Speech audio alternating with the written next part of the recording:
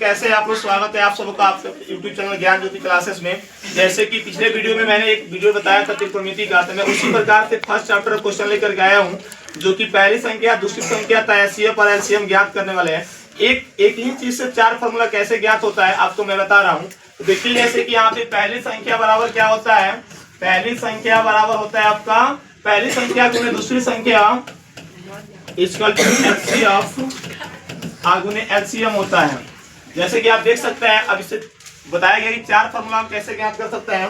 अगर यहाँ पे कहा देता है पहली संख्या तो पहली संख्या को डिनोट किससे करते हैं, ए से करते हैं। तो पहली संख्या डिनोट ए से किया जाता है, तो इसके लिए क्या होगा एचसीएफ गुणे एलसीएम।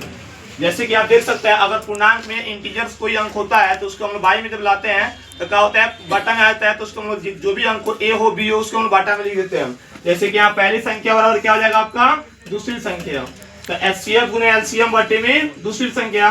तो दूसरी संख्या को याद तो आप बी लिख दीजिए या दूसरी संख्या लिख सकते हैं आप यहाँ पे। अब पहले का सवाल हुआ, दूसरा क्वेश्चन से यहाँ पे बनेगा कि दूसरी संख्या ज्ञात करना है, a t denoted by b.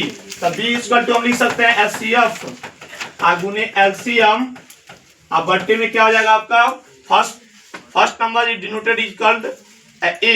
तो हमने क्या किया यहाँ पे ए लिख दिया। तो दो फार्मूला यहाँ से निकला, मे भी हो सकता है कि आपको समझ में आया होगा। तीसरा सवाल यहाँ से निकलेगा कि अगर कहा देते हैं यहाँ पे एचसीएफ ज्ञात कीजिए, एचसीएफ इक्वल टू क्या होता है एचसीएफ यानी ए गुणे बी, अब बट्टे में आपका बच क्या रहा है इसमें एलसीएम, तो मैंने यहाँ पे लिख दिया एलसीएम।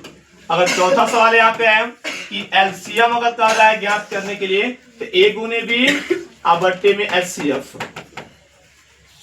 सपोज दैट आप समझे होंगे। जैसे कि यहाँ पे अब सवाल इस प्रकार देता है कि अगर मान लीजिए दो संख्याओं का गुणनफल दे दिया है, जैसे कह दिया कि दो संख्याओं का गुणनफल मान लीजिए 8 दे दिया है और इसका एचसीएफ नहीं दिया हुआ है, और एलसीएम जैसे मान लीजिए दे दिया हुआ है 4, घटाएं कितना आएगा जी 2। इसी पे एक सवाल जैसे कि आप देख सकते हैं कि सवाल क्या देगा, यदि एलसीएम तथा एचसीएफ का गुणनफल 20 है तथा पहली संख्या आपकी 4 है, तो दूसरी संख्या ज्ञात कीजिए। दूसरी संख्या ज्ञात कीजिए। ऑफलाइन क्लास में बैठे हुए विद्यार्थी भी आप भी बना सकते हैं, ठीक है। तो जैसे कि यहाँ पे अब लिखे क्या दिया हुआ है, जो विद्यार्थी बैठे आप भी बनाते रहिए।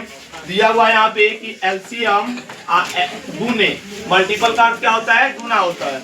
यहाँ क्या दिया हुआ है एचसीएफ कितना दिया हुआ है 20। अब इसमें क्या करा है कि फर्स्ट टर्म दिया हुआ है, सेकंड टर्म ज्ञात करना है। तो पहली संख्या यानी पहली संख्या को हम लोग क्या कहते हैं जी, पहली संख्या को हम लोग ए कहते हैं। ए इसमें दिया हुआ है आपका 20, ये दिया हुआ आपका 4। अब क्या करा है इसमें कि दूसरी संख्या ज्ञात करना है। अभी जस्ट फॉर्मूला लिखवाया गया है कि दूसरी संख्या 20 से डिनोट करते हैं, तो बी इक्वल टू एचसीएफ गुणे एलसीएम। अब बट्टे में आपका हो जाएगा यहाँ पे ए।